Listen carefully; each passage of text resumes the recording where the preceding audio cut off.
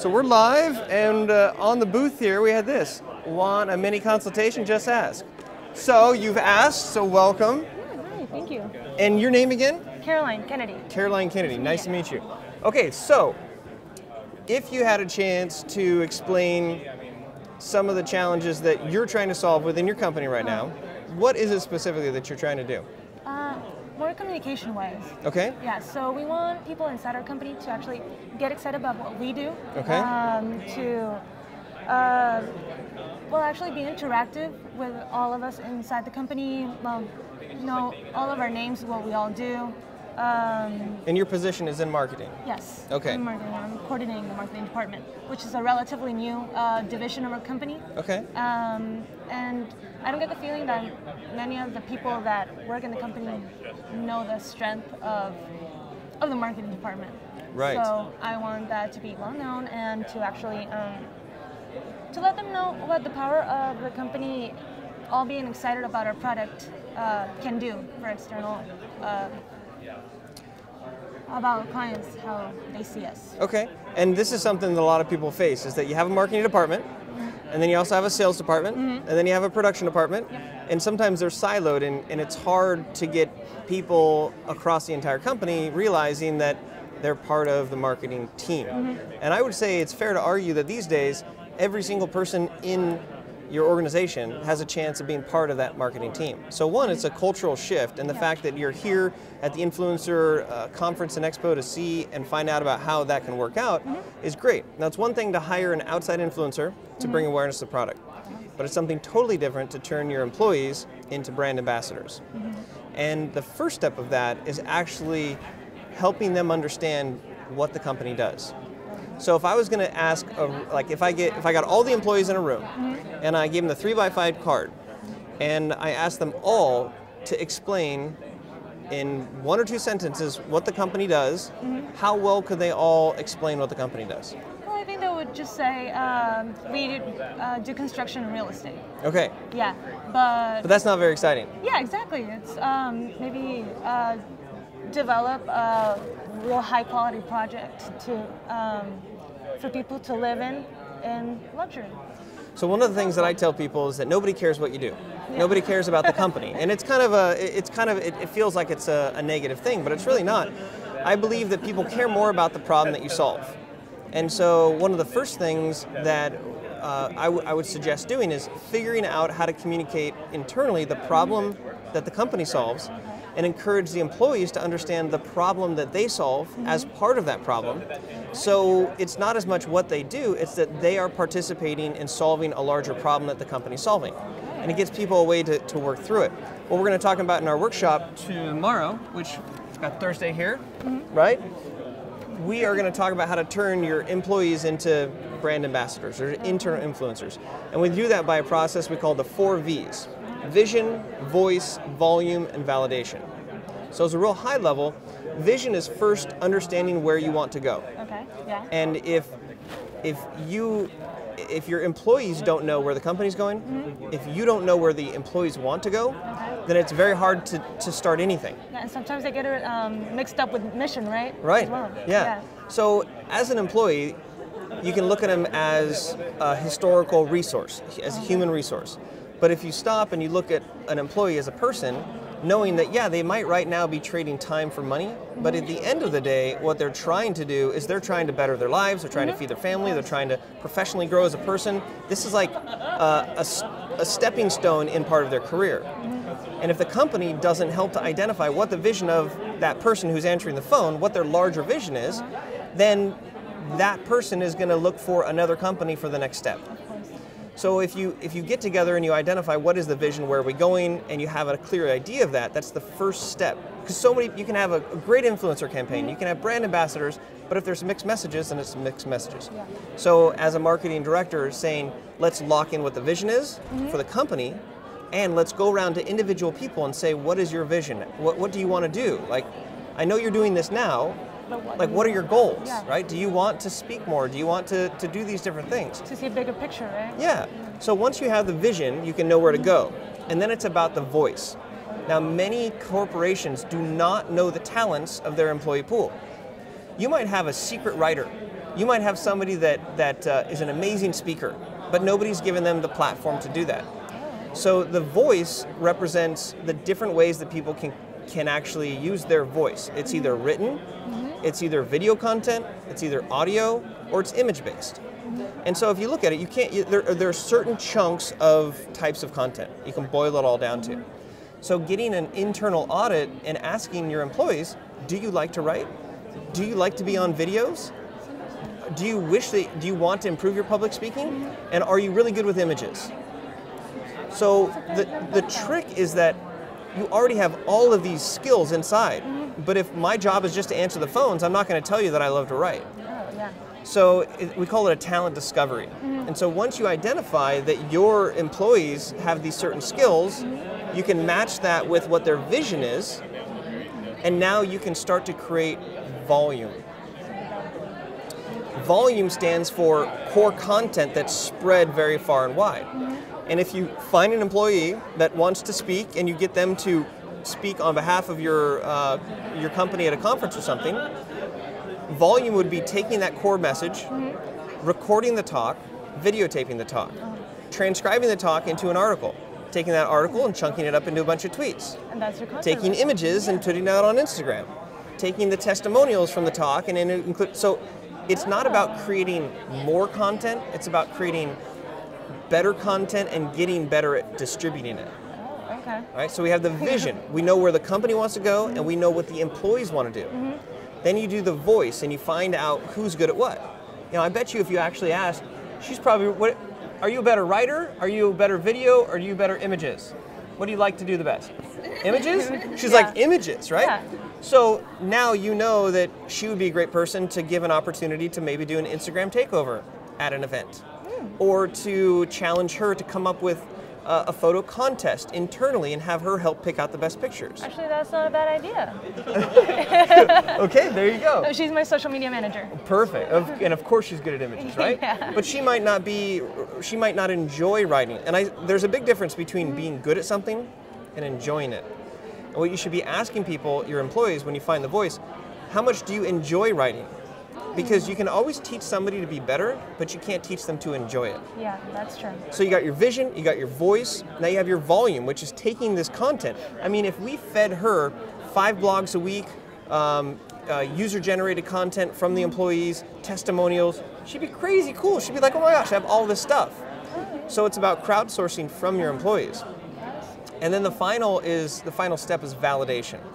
And validation is the result of the first 4 steps, which includes your employees maybe getting awards for certain things that they're doing.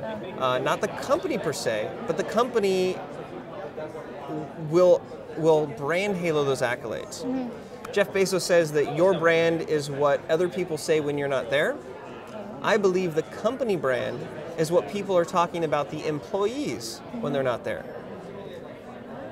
So imagine going and sitting down with the different employees and being like, hey, I really want to know what your vision is, what you want to do. Great. And what kind of content do you enjoy creating? Okay, great. Then you come back to them and you're like, you know, we're looking for some people to write some blogs on our Instagram or on our LinkedIn. Would you mind doing that? They'd be like, oh my gosh, they're all of a sudden excited. Yeah, they have a part of solving that larger problem.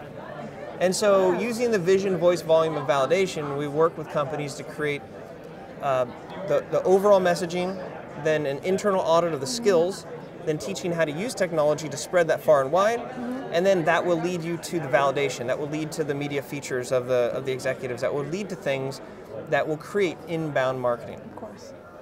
Yeah, really good insights. Cool. Yeah. Any questions on that? I'm trying to think some. Probably there's a few more. So one thing that people will typically ask is, if I help to support the employee's brand, what's not going to make them just leave? I mean, I heard once that it's better to train people and have them leave than just not training them and have them stay. That's a good one, yeah. And the idea is really around loyalty. Yeah. And if I'm at a company, I'm trading time for money, but then they're investing in me as a person, I'm going to be invested into them. Exactly. It's I mean, knowing that you have the value enough for them to invest in you. Right. I mean, And then the other thing, which is the overarching, is this concept, ditching the act. To the act, okay. So at work, I'm guessing that this happens. Let's say that there's a team and the manager comes in and it's a Monday and like manager goes, okay, how's everybody doing? One person says, I'm doing great. The other person's like, I'm doing good. The other person's like, it was a great weekend. This person's like, yeah, I'm good. Okay, good, great, all right. Have a great week, right? But imagine the situation if, and that's assuming everyone is good, but not everybody's good all the time. No, of course. So imagine a situation, somebody comes in and says, hey, how was your weekend? Person says, hey, it's good, I was great. Next person says, actually, I haven't gotten sleep the last 2 nights because my baby's been keeping me up and I'm actually pretty stressed out. Then the third person's gonna be like, oh my gosh, I'm exhausted too. I worked really late on Saturday. I didn't even tell. Then the next person goes, oh my gosh, you think that's bad? My relatives were in town and I'm going crazy. So because we're all human in the end. But the difference is that when nobody ditches the act and they put on the front, nobody goes first. And if you create a culture where everybody's afraid to go first, no one will go second. Yeah. And if you have a direct report and they're dealing with a serious stress in their life and they're afraid to tell you, their work performance might be evaluated as something that's subpar as opposed to realizing they're going through a hard time. Let them go home early. They're going to love you for that. They'll work that much harder and everything will be better. So when you incorporate the 4 V's along with the culture of ditching the act, and we wrote the book on it, the idea is that you get people to be more transparent and your business starts becoming more like a family than a place of work. And quick question. If you already have that act established, how do you break through it? Love the question. So that is one of the biggest challenges because people know that being authentic is important and they know that being vulnerable will have benefits. But if all you've done is share the good and all your pictures on social are you smiling and being happy, it's a very far stretch to go when you're like, oh my gosh, I'm getting divorced. Like people will walk away from you. So in the book we talk about 5 levels of exposure. Level 1 is the silly, stupid stuff that you say to yourself or that you share with good friends, but you never think to share publicly. For example, I went to go buy a coffee here, and it was like $5. And I was like, there's no way I'm going to buy a $5 coffee, although I want a coffee. So I tweeted out, I really want a coffee, but I'm not going to spend $5. I'm just going to drink the water that I have. There's no value to that. But when I tweeted that out there, everybody else who's been faced in that moment, they're like, oh, I'm really hungry or I'm really thirsty, but I just don't want to spend that money and I should probably make the healthier choice. Okay. I'll make the healthier choice. It's easier for people to relate to. So these level 1 exposures, they're things that make you human that you're actually sharing. So if you were to wake up late or sleep in or get in a fight with your alarm clock or these stupid stuff, like that you might text your friend, it gets people to get to know you. And once they know you, they can get to like you. And a level 1 exposure is like spilling coffee on yourself, right? A level 2 exposure is when you have a challenge with another person. I got in a fight with a coworker today and it just doesn't feel good. Everybody's gotten in a fight with somebody. Yeah, of course. And so now you've warmed them up and now they can relate a little bit more. Level 3 has to do with more serious stuff. It can be with relationships going down the drain. It can be with coming out of the closet. It can be financial struggles. But once you've already had the level 1s and show people you're human, and then level 2, so they get more comfortable, they'll start to support you. Like, it's going to be okay, we're here for you, it's okay, that happened to me too, me too. Level 3 then becomes a chance where people can see themselves in your story. And I tell people, no one cares about your story, they care about how they see themselves in your story. And if you told me about how amazing this conference was and everything's great and great and great, I'd be like, okay, great. But if you told me about like 1 or 2 things that actually were a challenge, I'd be like, gosh, me too, same sort of thing. So it's by working through these levels of exposure that you're able to create a culture of ditching the act by warming people up to the fact that you're sharing stuff that's not that great. Okay, and does this apply to higher-ups, for example? Yes. Yeah, so more so. Yeah, because if you have a manager who is afraid to share what's really going on, there won't be that connection. That's true. I work at UCI and my boss will bring me into his office and say, hey, I just need to ditch the act real quick. Like, I bought this car for my son and it was a lemon and we tried to return it and now we're getting legal involved and all this stuff and stuff. And he's like, ugh, thank you. I just had to get it off my chest. I'm like, oh my gosh, let me tell you about the second car that I bought. And I'm like, oh, and the guy, so we bond over that, right? Yeah, because that's really easy. Right now, my team, they're all around my age as well. Yeah. What I have trouble is with the higher-ups that are a little more older than we are. We're all 24-year-olds, 24, 30-year-olds. Most of the higher-ups are really difficult to get through. Right. Now, are they human? Yes, they are. And that's where you can connect with them. Yeah. And here's another thing to look at as an example. If you look at the bios of your executives, it probably says, I'm a badass, I'm a badass, I'm a badass, I'm a badass, I'm a badass, I'm a badass. And they are. Yes. And they are. But they've made mistakes. They've had things that have gone wrong. Yeah. And it's because of those mistakes that they've become who they are. But they forget to showcase that. Real quick example, one of our clients, big wig up in a big company and is very intimidating. His bio is like badass, badass, badass. So we have to redo the bio. In the process, we're talking about his early childhood, and he's saying that he became a paperboy because he wanted to make money to buy video games because he's really into video games. And all of a sudden, Leonard and I were like, wait, stop. You like video games? And he's like, oh my gosh, I love video games. So here's this crazy VP. Who's relatable in some sort. Because of video games. Yeah. But he would have never thought about sharing that he likes video games because he's this crazy executive. So one suggestion for you as a marketing manager would be looking at the bios and saying, we want to make you more relatable. So interview them, and in Ditch the Act, we actually have a template of the interview to ask people to tease out these stories. Interview them about things that have gone right, things that have gone wrong, some of their learning lessons, and how they got to where they are. Wow, that's really interesting. Actually, would love to do that with my boss, just like maybe. And then now you can share that even if it's just internally. Hey, did you know that the guy who runs the whole company, the broker's license of it all, he failed his first 2 times to get his broker's license. Yeah. And everybody would be like, maybe I could do that, right? Yeah, maybe I'll fail 2 times, but I don't.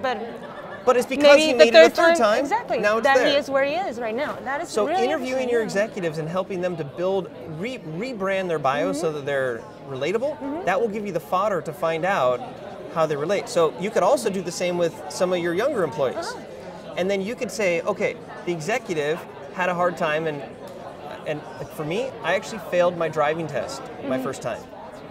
That was a huge ego hit. Like, I was so scared of that. And there's been a couple other people in my life that in somehow conversation, I've shared that, and then they've done it, and I'll be like, oh my God, I feel so good. Like, we've both done that, right? So failing the driver's license test, having to get glasses, small physical ailments like back pain, these things are things that people can relate to. Yeah. It also makes it not seem like a really big deal. For example, failing the driving test, or maybe, I don't know, that maybe they're exhausted about their baby. I had a few of my coworkers that just had a baby, and they were so there you go, children. Really overwhelmed. But it's like, hey, how can we help you? Right. But if they didn't share that with you, you wouldn't know. We wouldn't know, exactly. It's like, no, keep working as you are, and if you are exhausted, I don't care. But like, now that we know that he has a baby, it's like, hey, do you need to leave early? Yeah, and that person's vision might have changed. Yeah. And that's where, if you understand what that vision is and you find out what they're excited about, they could create content around construction while dealing with a newborn. They could give an inside look. How many people are going through construction refinances or construction remodels, and either somebody's pregnant or they have a young baby or they have children? Right? And that attracts a whole new client and market. And that's why Ditching the Act. Ditching the Act creates a culture internally that allows you to create more connection more often with the people that are around you. And when you do that, you're truly creating people who will be excited about the brand, excited about where they're working, and go above and beyond what their paycheck sort of has them earmarked for, because they're excited. There's real relationships. Yeah, supported and understood. Yeah. So again, it's great to get an influencer to create more awareness about your product, but there are studies and statistics that show social messaging on corporate branding platforms are completely outperformed by the same posts on the posts of those who are within the organization, the personal accounts. And as you saw in a talk, you can't tell your employees to post, but you can get them to be excited about posting by making sure that they realize that what they're doing is a piece of the problem that's being solved by the overall company. And we're going to start where we ended, which is that nobody cares what you do. Yeah. They care about the problem that you solve. So if you help people feel like they're part of the solution, and you give them a platform and the tools and the encouragement to share how and what they're doing impacts, that is truly organic. That is truly building ambassadors. That is solving the problem that you have, that you're tasked to do. Awesome. Yeah. Right? Directly asked to do that. That's really cool.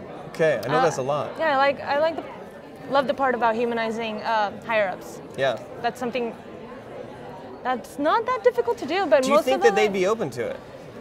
Yeah. Like if you said, hey, I looked at your bio and I'm doing all this research on bio and I feel like it's not as relatable as it could be. Do you think we could redo your bio? Would they be open to that? I think so, yeah.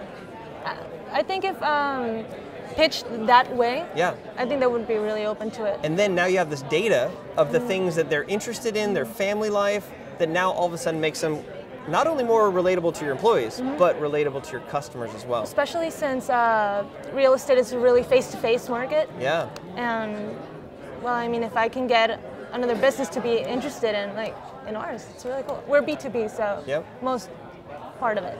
But even in B2B, there's people behind the Bs. Yeah, exactly. So B2P to B. B2P. B2P to P2B. It's like a new kind of bread or something. Yeah. Well, yeah, I think that's something I really would like to implement into that campaign, inner campaign that we're working on. Yeah. Well, let me know. I'll get you my info. Are you going to come check out the workshop tomorrow? Yes. Cool. Yeah. And then if we can help you to implement that, sometimes it's easier to say we found a program that works and we help implement it and then train the trainers, and then you can kind of take off from there. Love it. Sweet. All right. All right. Thank you very much. Okay. Whew. We're still live. Hi. That's okay. All right. I'm exhausted, but that was good. That was really good. How was it? You like it? Yeah, it was awesome. It was awesome. All right. Does it feel good when light bulbs go off? Like, oh my gosh, we could totally do that. You know? Like, Yeah, exactly. It's like something that I didn't think about before. I mean, some kind of barrier that is between my bosses and then their bosses and stuff. It's counterintuitive though. It's like exactly. you think that your bosses want to be shown in the best light, and everybody says make your bosses look the best. Exactly. But when you strip away a few of those bestness, and then people can relate to it, because the boss, people are intimidated by their success. Yes, but like in my boss's case, he really wants to be involved into everything we do. He actually, we have it in WhatsApp, so. Oh, nice. I don't know many companies that can actually just like text their boss. WhatsApp the boss, like, what's up, boss? Like text their CEO directly. So. She's laughing. She's like, yeah, because she knows. She knows, and we get texts from our like CEO. So that's really cool. And now that I think about it, I don't think that there's any barrier that might. And if you came back to him and said, I have an idea, let's redo your bio, that could secretly be a way that could trigger a whole chain of events that gets you in front of your employees to help learn what their vision is, what their voice is, and then create more volume for her so she can post all kinds of stuff. Yeah, I mean, if their leader, if their CEO is actually doing it, what's stopping them, right? Yes, and here's this idea of going first, right? Because if your boss is going first, well then, yeah. Then everybody can go second. I mean, exactly. If your boss is showing up late each day, then the whole team is going to show up late. Right. If you start implementing like good, what's the word? Yeah, work habits and procedures. Work habits. Thank you. But at the same time, let's say that that everybody does show up on time, and he confesses that he's not a morning person, and then everybody else is like, "Oh my gosh, I'm not a morning person as well." So it's about that relatability, and it will